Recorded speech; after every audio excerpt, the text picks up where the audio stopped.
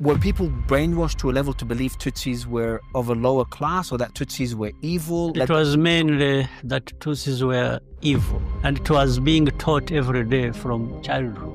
A man called Bagosora and others who were extremists, who were in the government, he actually told people directly, including our own people who were in Arusha negotiations, that he's going back home to continue preparation for an apocalypse.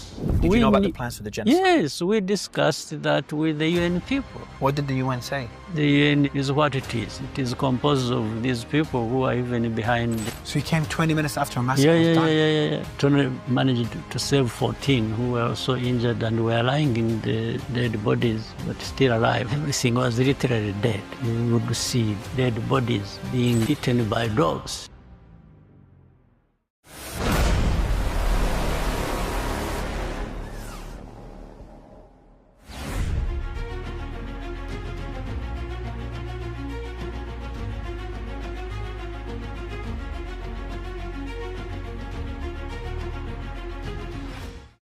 When we looked at the map, and I was looking with my girlfriend, we're looking at the map, and then we're just looking like you had to zoom in so Rwanda's name even shows up. Yeah. And Exactly. then for Congo's problem I think one of your advisors called it, Rwanda became the scapegoat for Congo, for all their problems. For all these years. Which made me, and we'll get to Congo because I want to focus on other things. Sure.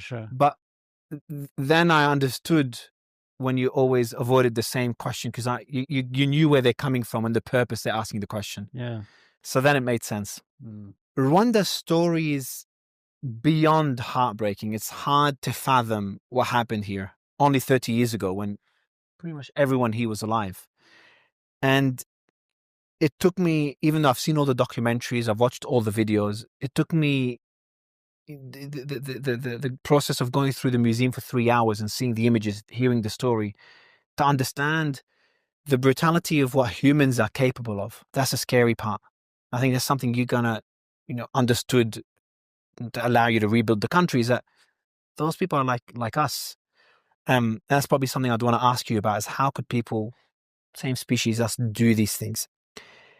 But a lot of people in the West don't even understand, don't know the story. So let's begin with, I'll try to oversimplify it, and then I'd love you to dig into the history.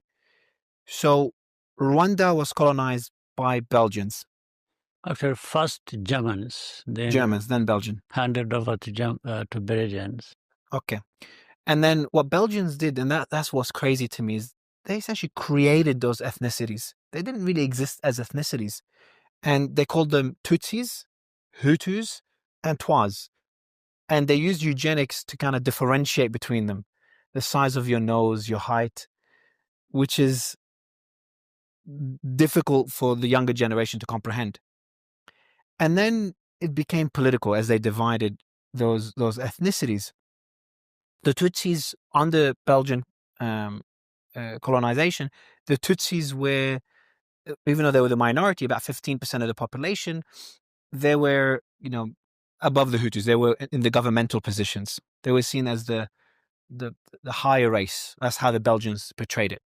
And then when Rwanda gained independence, all hell broke loose and the Hutus took power. The fighting began, mainly the killing of Tutsis. That led to 1994, where 1 million Rwandans, mostly Tutsis, were killed over 100 days. So my first question to you, Mr. President, is maybe offer more context to the story before 1994.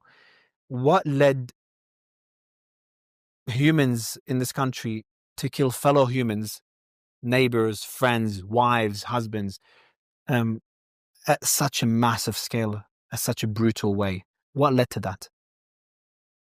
In fact, what led to that, to the killings, fellow humans killing fellow humans, is, and it's not confined to Rwanda. And you have rightly put it, it has a connection with the colonial history.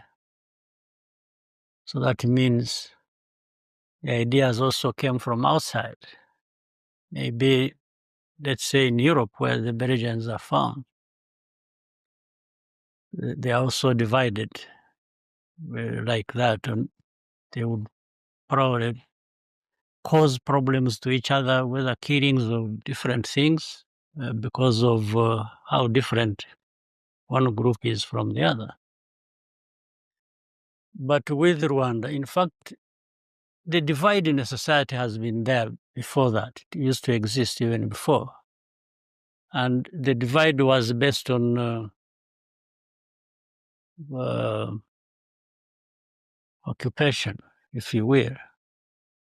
Some were cattle keepers, others farmers.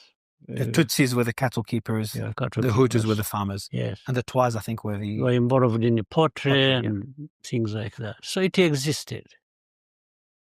What the colonialists did was to come and radicalize that division and make it political. And divisions happen everywhere. I mean, you find each country. In fact, for us, you are talking about 3 groups. There are countries that have hundreds of groups. Congo has many. It has 250 or 300, something like that. So it's about the politicization of that divide. That's what causes problems. And that's what happened here. And then around that, who is in control, who has the power. And it is not, then it's not power for good reasons. It is power for your identity and against others. But why should it be like that? It means it is bad politics. Otherwise, for good politics, you can be different, but still relate to the other who is different than you, to cooperate and do things, especially when you belong to one nation like Rwanda. So anyway, the whole history and the story about Rwanda comes from pre-colonial times, then colonial times, then post-independence. Post-independence continued what was planted here by the Belgians, and that was the politics. And that's how, by the way, let's say, me personally, I became a refugee in a neighboring country, Uganda, when I was 4 years old. My family went into exile, like many other families who went to different countries. Many went to Uganda, like me, others to other countries in the region, including Congo and Tanzania, Burundi, and so on. So, but many were born there. Some of these people are very young. They were born to parents in exile. And owing to that divide that was really radicalized politically, and one group taking over and saying the others should not exist. And to others, the Belgian, the former colonial masters, if I may use that, bear huge responsibility because they presided over that. So changing hands as regards power, and they supported one group against another, and so on and so forth. So, but that's not enough. For me, I wouldn't even want to blame the outsiders for our problems, because, well, if the outsiders came with their problems and we accepted or we embraced them and continued with what problems they brought to us, it is also largely our fault. So, but those who took over post-independence, after independence, just played the same divide and rule. politics as the Belgians. So those were the introduced. Hutu extremists that took Yes, over in the yes, 1950s. yes. And what they did, if I get anything, please correct me if I get something wrong. They kicked out all the Tutsis from government, and they started. They would deny them going to school, doing business, or anything. They would just, if you grow up, maybe they would be entitled to studying in primary school, and then after that, I was listening to a video of a child saying how she didn't know her brothers were very intelligent, but they were not allowed to go into high school. She never understood. She didn't know what Tutsi meant. Yeah. And then she slowly realized. Yeah. They would not even leave the country to go elsewhere to look for any opportunity. So they are confined here. And it got so ugly that by the 1990s, and there's been many massacres from 1950 to the 90s. They're obviously they're dwarfed by what happened in 1994. But Tutsis were being called cockroaches. The media was labeling them as such. Catholic Church played a key role in what happened in 1994 and what led to 1994, spreading that hate. And eventually we see in 1994, they participated in the massacre. Yeah. The churches were used to lure in Tutsis. The massacres were done in churches, church buildings. So the question that I have though is, how, I still don't understand, and despite everything, all the research I've done is, how could that hate go to that level where they start killing their neighbors, their friends? Like, what was were people brainwashed to a level to believe Tutsis were of a lower class, or that Tutsis were evil, or that Tutsis were not Africans? What was it that led? It was mainly that Tutsis were evil. Simply that. And it was being taught every day from childhood. And then the politicians who thought playing that divisive political card was going to put them into power, and they just embraced it. By the way, we are talking about that time, but even now, I'm sure maybe if you followed what is going on in Eastern Congo, we will come to the Congo, but the same thing. The same hate speech, the same killings, the same persecution of people. And in RPF, I think it is called. Not RPF, what's the group called? The one that was leading the FDLR. Yes, FDLR. Which are the people, they're the same people that had the mentality that led to the genocide in 1994. Actually, most of them left here, those who were old enough. Maybe you might have seen recently, yesterday or the other day, they brought some of them who were captured in the fighting in Eastern Congo. One of the generals. Yes. Some of them, those who were old enough, went and stayed and grew up there and have been organizing and working with the government in Congo. The young ones also grew up in the hands of their parents or relatives, and they were taught to do the same. So that same brainwash mentality. Exactly, it's brainwashing, nothing else. So we go back to the 90s, to what led to that horrific year of 1994. The constant killings were happening, and what we found out is they started planning for the genocide. So they had list of names of people they want to kill, especially different leaders, and they even rehearsed how to kill as many people as quickly as possible. Yes. And that's when the RPF, the group that was formed in Uganda, and that you became eventually the leader of, and you were one of the commanders, was formed to fight the Hutu government. So Hutus took power in the 1950s when the Belgians left. They were very ruthless, not Hutus, extremist Hutus, very different because there's moderate Hutus as well. And the extremist Hutus were just killing off Tutsis. Again, for people listening, both were Rwandans, were citizens of Rwanda. There's really no difference. No religious differences. They don't look any different, to be honest. And by 1994, what happened is, you guys, the RPF, was signing a peace agreement with the president at the time. And this is a pretty important story because that's what triggered the genocide, allegedly. So the agreement was signed in late 1993 and was being implemented.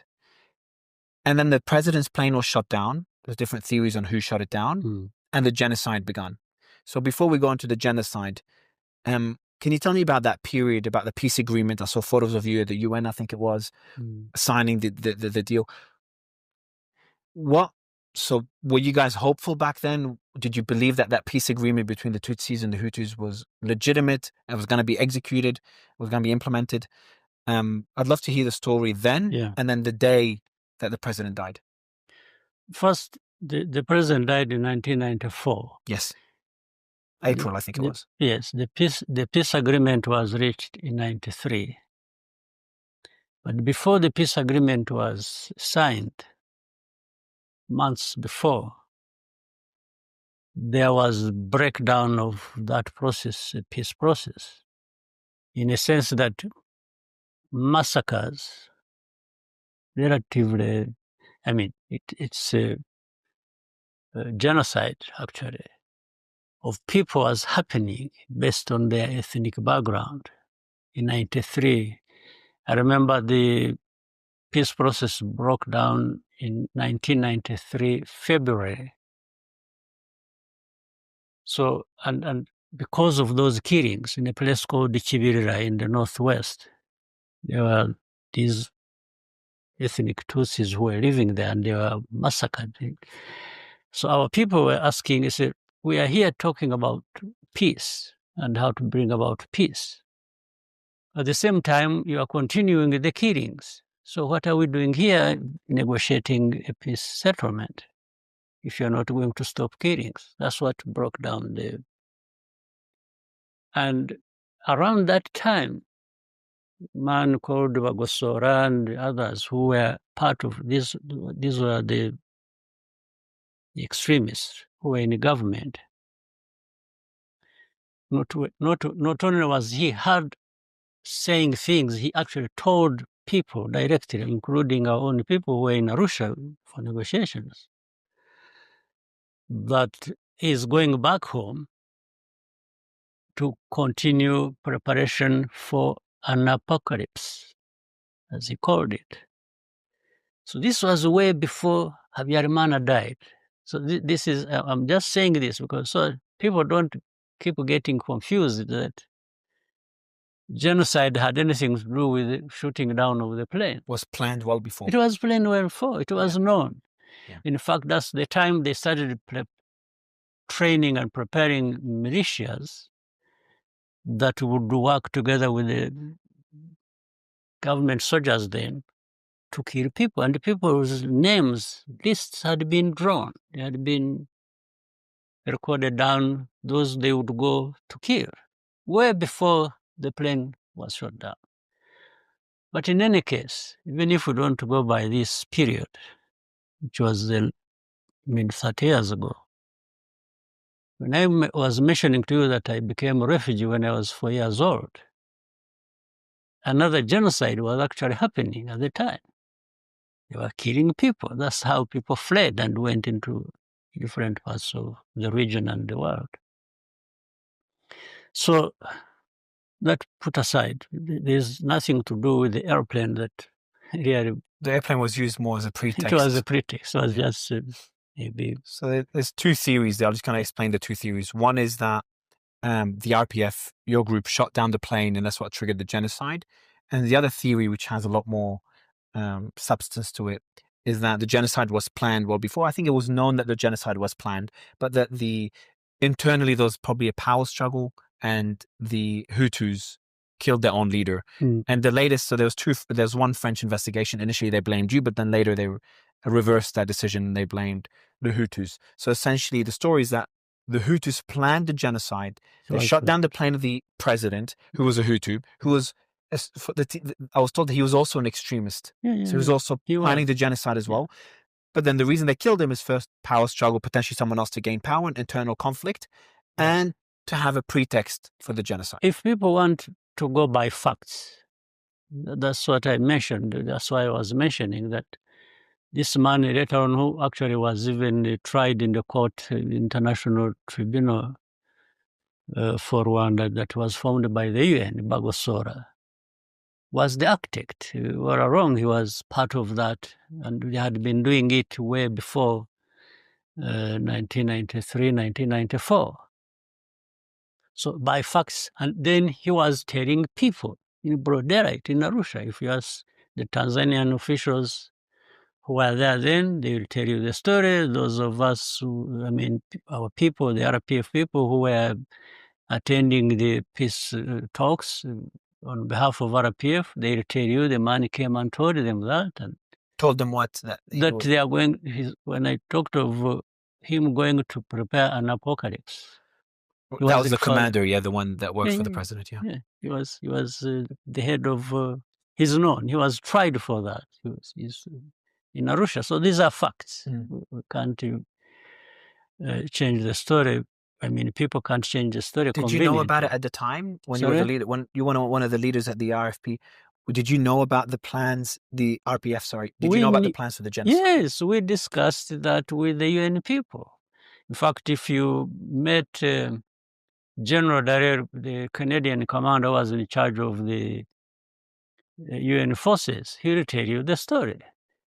We used to meet, we used to discuss this, we used to share information of what is being prepared way back, like, in fact, as far as 1992, 91. What did the UN say? I can't know what the UN would say on anything. The UN is UN. So I don't know. What do you mean by that? Like, do you mean they're not as... The UN is what it is. It is composed of these people who are even behind, you know that in the genocide, the French who got involved as well, the Belgians were involved, and they are the ones who sometimes influence or dictate what happens at the UN. I'll give you even another example. At the height of the killings, are you aware that the UN force was here between 5,000 and 6,000 troops? At the height of the killings, they removed all the troops and there remained only 250 UN peacekeepers, from 5,000+ to 250. Why? Because they were not able or they were not willing to do anything to stop the genocide. Or could they have been ignorant to not realize the genocide was going to happen? But I'm telling you, the commander of the force, he sent a warning to the UN. Several times. There are cables. They are recorded. They are I remember as a kid in the 90s, in the 2000s, I wanted to work for the UN. So I really had that image of the UN being the peacekeeping force. And I'm sure they do a lot of good. But what you're saying is that it's a flawed. Sometimes they do good, and would you agree? Sometimes they do good, sometimes they don't do good. Sometimes it may mean rarely, but let's go with sometimes. So, why would the Belgians and the French not want to stop a genocide? Or some people say you can see the connection ideologically from the beginning. If the Belgians were linked with this divisive politics from the beginning, you understand that. The second, with the French, in fact, the president then was President Mitterrand. He was a very close friend of Habyarimana, the president who died in the plane crash. Very close. One was like a father figure to the other. So, and he had bought into that kind of politics. What politics? That the Tutsis are... The genocide ideology is a politics. But it's hard to imagine a French president. It is hard, but with the lessons of history, the French president is no different than any other president, including that one of where they kill people. Have you spoken to the French president at all? We have. You mean the one who was... The one that was friends with the president, that the Javier, the one that died in the plane crash? No, but I met very many senior officials around him and his son, who was also a big figure in politics of France into Africa. So then we get it to the genocide. I think that's the the worst part of humanity one could imagine. I think this is it. If you had to describe hell, this was it. It was described in the documentary. A journalist was like, I looked hell right in the eyes. So the message that was spread by radio stations, by the church, the Catholic Church, there were code words to kill Tutsis. So once the president's plane crashed, within days, it began. It was all planned. Rehearsed, not just planned. They said, cut down all the trees, get to work. These were code words, not sure if there's others. Mm-hmm. Essentially to slaughter, to kill as many Tutsis as possible. There was even like 10 commandments. And that included things like kill your neighbor, anyone. And if you married a Tutsi, you have to kill your wife and the kids. And it happened. It did happen. That way, yes. And the kids, they would look at, if the father was a genocidaire, they would look at the kids who look like him, those are spared, and then they kill the mother and those who look like the mother. And not just kill. The way they were killed was just brutal. You know, when... Of course. So there's a difference between holding a gun and shooting someone in the head versus pressing a button in the Oval Office or whatever, and then a bomb drops somewhere and kills people. Mm-hmm. It takes a lot more for you to actually be able to kill someone with your own hands. And that's what happened in Rwanda.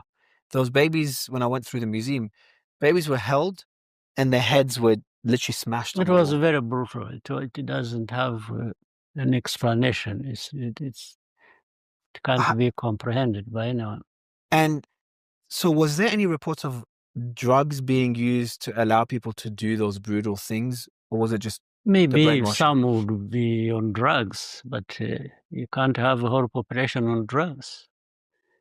There must have been, people, probably more people who are not on drugs than those who are on drugs, but doing the same things as if they are on drugs. And let me clarify this, because you see, the politics behind the genocide is served by those who they are into it and extremists who are doing it. But when it comes, and that also brings in even the outsiders, like I said, a section of the Belgians and the other of the French who are very active in fueling that. But the rest of the world, even going by the example, say, of United States, you do not find people who from United States were actively involved or participating in the genocide. It's another angle now to this argument. The angle is, and I think we see it more or less every day for a long time, and it's like they didn't care. They just thought this, and it happens in the politics even of today. It's like these Africans the French president killing each other. And the French president said, in this place, these things happen. That was a quote from the French president. Yeah. Even at the UN, the arguments were there, including the Secretary General then, who said, well, this is just Hutus killing Tutsis and Tutsis killing Hutus. They were not looked at as human. So it's like, no. It's like these are brutal animals, so to speak. They are not human beings. So meaning all of us are like that. So this is what... So the simple... This divide in the mentality, some are inferior, others are superior, and, the Africans, the Rwandans at that time, it's like, who cares? Because to prove that, you talked about the radio that was fueling this and cut down all the trees and, and so kill the cockroaches. There was even a discussion about saying, why can't even this radio be jammed and it stops spreading this hate speech? And it came from the United States. Some people say, that's too much money to I think they even put a figure to it. It would cost them $250,000. So that was too much to save people. So why do they get bothered with that? That shows the dismissive nature of, we are talking about here, some human beings killing each other, and very brutal people that have known each other, lived with each other, and so on and so forth. But how about those outside, otherwise unrelated, otherwise with the possibility and the capacity to stop that happening, being dismissive about it and say, why should I spend $250,000 to save 1 million people? To an extent, that's still You happening. know what that it is still happening. It's still happening in Congo, but how does it make you and people here feel? How did it make you feel at the time as well? We feel, we live our lives and as happy as we can. But we never forget the lessons of our history. We've learned a lot, I mean a lot, so that we know how to value life as well. We know what having a life means. I know what being a refugee means. I know what losing a life means, because I have seen it in this genocide. A number of my relatives, very close relatives, were killed. A very family in Rwanda. Some of these people you meet, you have discussed, they have lost families. Some of them, the young people you see here, are left alone. They have nobody to look up to as a brother, sister, uncle, aunt. No, they're all gone. So, but we have to live. We have to bring ourselves together and live a life, but a life built on lessons learned. And that, in fact, you are there on your own. You are there for yourself.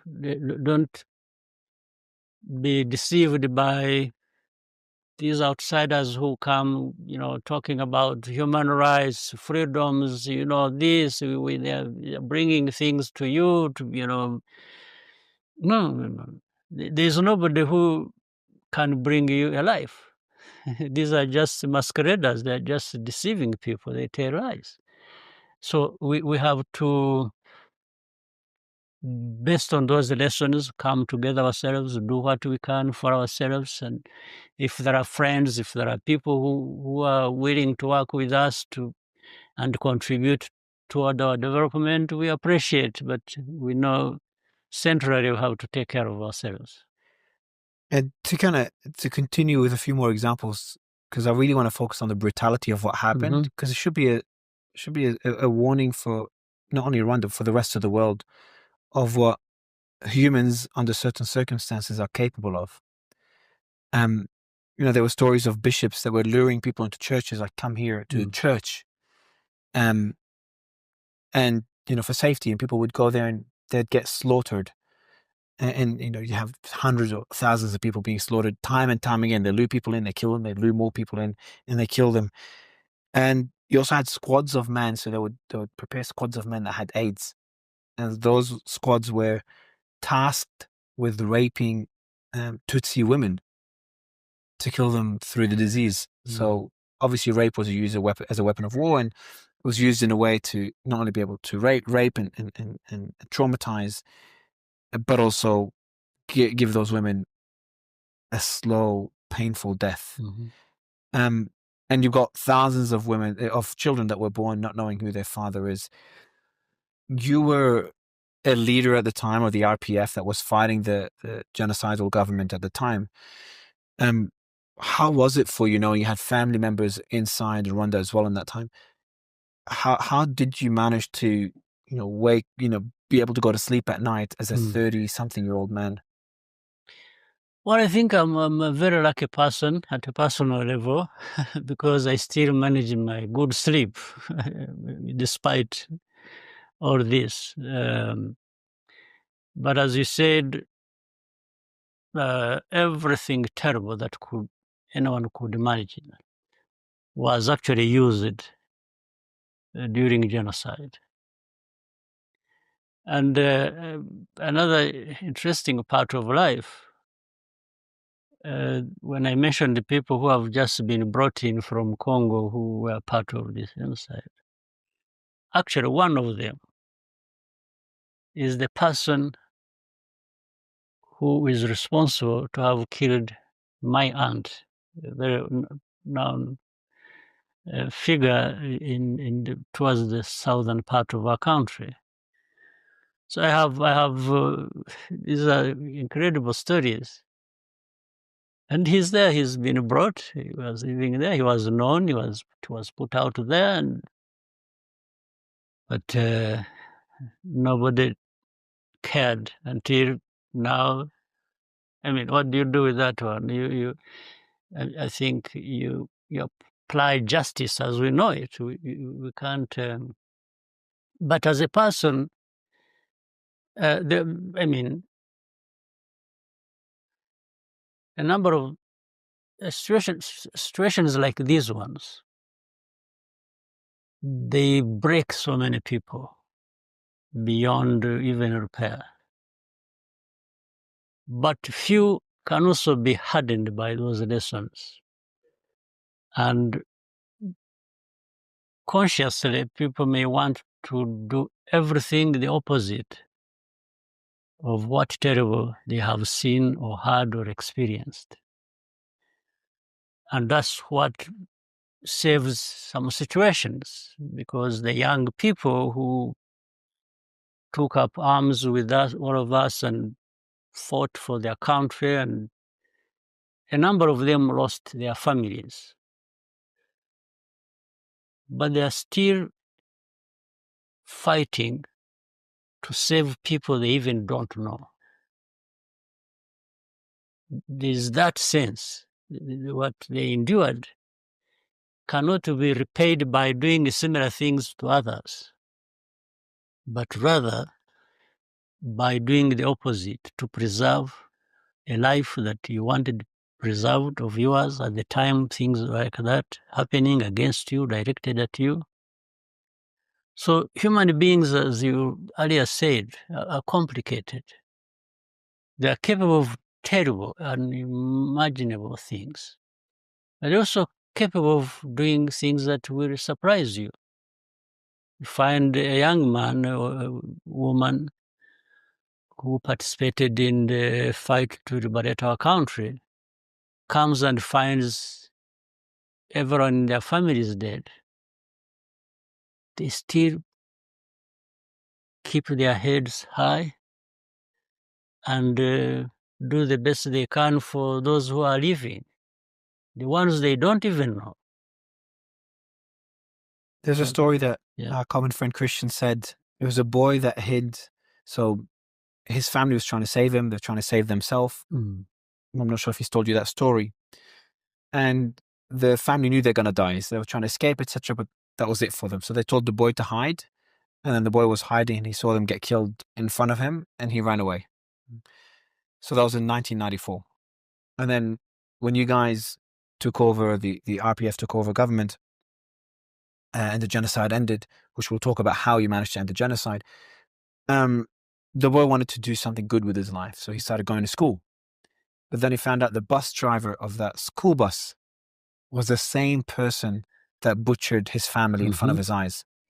And I'm sure you've heard that story multiple times. There are similar stories. It's not just one. There are similar stories like that.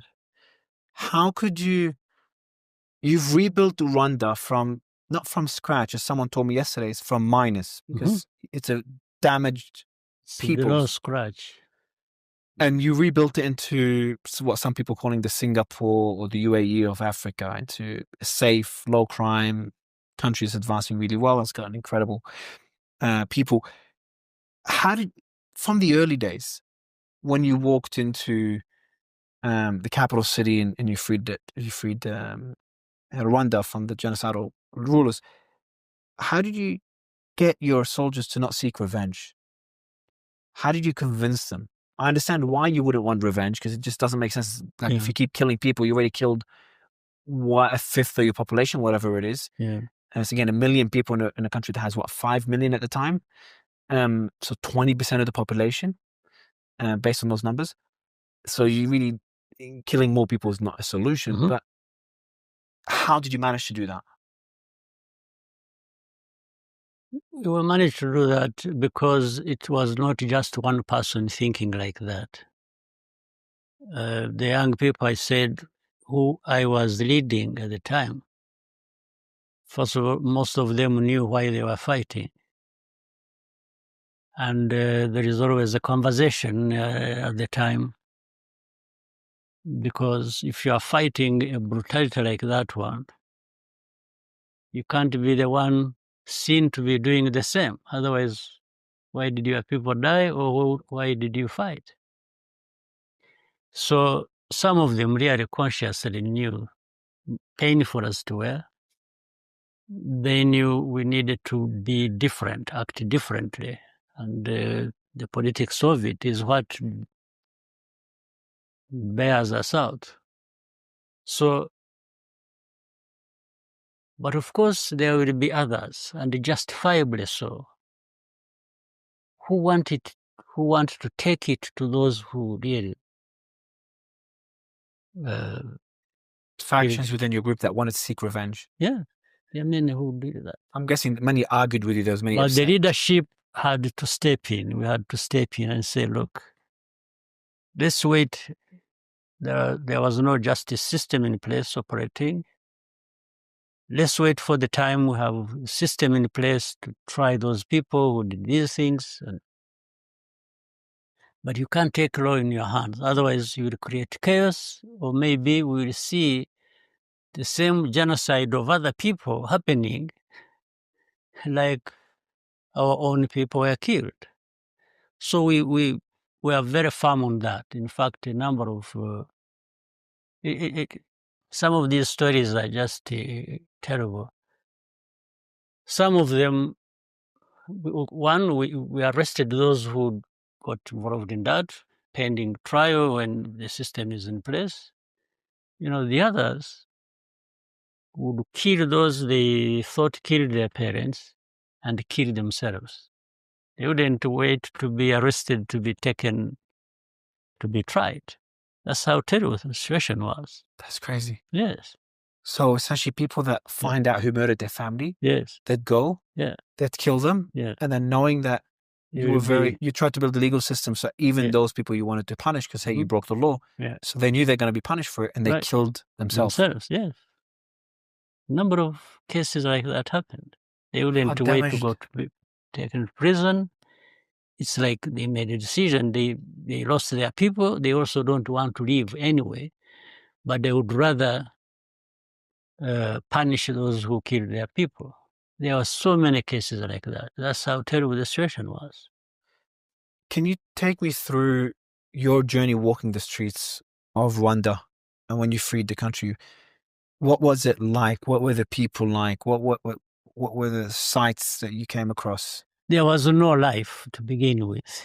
Everything was literally dead. You would see dead bodies being eaten by dogs, wild dogs, or others just on their own. That was the life. So, in fact, there was a film, I think, shot, I don't know what it changed to, it was sponsored by the UN or by somebody. They called it, the title was Shooting Dogs. Shooting Dogs was ridiculing the peacekeepers, because the peacekeepers were here instead of saving people. They started shooting dogs that were eating the corpses of these people when they had been killed, the ones they were supposed to save. You get what I'm saying? Shooting dogs was ridiculing peacekeepers because they were shooting dogs that were eating corpses on the streets. Instead of these people fighting or shooting those who were killing the people, They waited to shoot the dogs that were eating the corpses of the people killed. So that was the situation. So for me, just even as a human being, I used to avoid certain scenes because, and the reason, even I used to tell my commanders that they should not bring these stories too much to me or to show me the scenes, because there was a case somewhere just before we captured the Kigali. There was, many people were killed, and then these genociders brought caterpillars, and they dug a big hole, and they were powering, caterpillars were just pushing people they had killed into this dump, there were about 3,000 bodies they had been pushing into that. But our soldiers reached the place and they found people who had been injured but not completely dead, about 14 of them. They brought them out from the dead bodies. They were in the grave, in the mass grave, there were people alive. In the mass grave, yes. And so one of the commanders asked me to come and see what was going on. In fact, it was very fresh. It had just happened. The soldiers arrived maybe like 20 minutes or even 15 when they had finished doing that. The massacre? The massacre. So you came 20 minutes after a massacre was done? Yeah, yes. So you could have saved thousands of people if you managed to somehow. Yeah, absolutely. But only managed to save 14 who were also injured and were lying in the dead bodies, but still alive, and they brought them out. So as I went there and I saw what was going on, so I told my commanders never to call me again or tell me these stories. They should rather do what is right to do and keep it to themselves. And I told them the reasons. I said, I can't keep seeing such a scenes on a regular basis and make rational decisions that I should be making. So I need, even as a human being, to just save myself from being exposed to this constantly, because it would impair my judgment in the conduct of the war. So I'm just giving you this to give a measure of how I had to manage the situation, even about myself. And I avoided being exposed to some of those things, just not wanting to be influenced or made angry, and to remain sober so that I do the right thing at least. So you don't let emotion overwhelm you and then potentially take you down a darker path. I wanted to avoid that, yes. I remember also a call that you received from your cousin, hopefully I get the story right, while you were going into Kagame, I think it was, and she was calling you, telling you like the genocidal troops are coming to her. And so you sent some troops to go try to help her and the people there. And before they got there, she called you, she said like, there's no point anymore to support us. And I'm guessing she was killed? Yes, she was killed with 9 other people, the same family in the room. And I had days earlier, maybe weeks, I had communicated with the UN peacekeepers here, gave them the address, the location where these people are, and they said, and these people used to work for the UN. The cousin? Yeah. Your cousin that was killed worked for the UN? Yeah, she was called Florence. She had worked for UN for 17 years. And they let her? Yes. What did they say to you on the phone, the UN? No, I used to tell them to go, and you say, yeah, they are going to try. Later on, when I met one of the commanders, he told me, he said, we went there and found the roadblocks around the house. I said, you fellows with tanks, with APCs, you go and find militias and run away and don't save people? I thought that was the lowest point for anybody's integrity or respect. So, in fact, the man who was responsible for the killings of that one, I'm told he's now arrested in Belgium. He was arrested recently. the UN member that didn't go to save your family? No. The actual person who was leading a group that went and killed. He was also arrested. So there's a lot of these guys are still alive in the FDLR. They are very much alive. Some of them were in their 20s, 30s, you can imagine. So they are in their 60s. I know that even the president, the one that had the plane shot down, and the relatives of other politicians that led this genocide and planned it, they're living in different European countries as well. Some were arrested, some were not. Some are in US, Canada, Europe, they are there. Is there efforts to try to get those people arrested right now? We have tried everything with this government. This is why I was saying human beings in one place you're talking about. But there's also human beings in different places that behave differently. The whole of Europe, you go to Canada, you go to United States, these people are there. And there are case files that have been sent to these countries about these people. And they have just... Why? I can't tell. You don't know why. When you have a chance and you can ask those people, you ask them for me why. There is a case, for example, that is in the UK that has been there for maybe last 15 years or so, maybe more. 5 people who actually got involved in genocide here. Somehow they found their way into UK. People developed case files, begged the UK to bring them or to send them to Arusha in Tanzania for the UN tribunal to try them.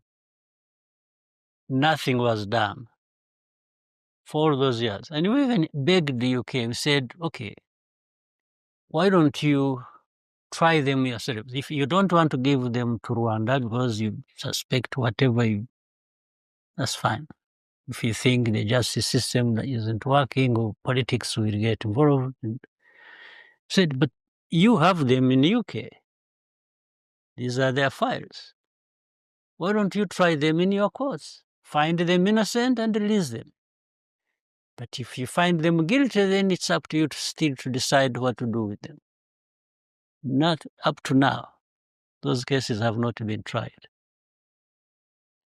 We have talked to different leaders and administrations in UK about this. Nothing. It is the same. That's so perplexing. Yeah.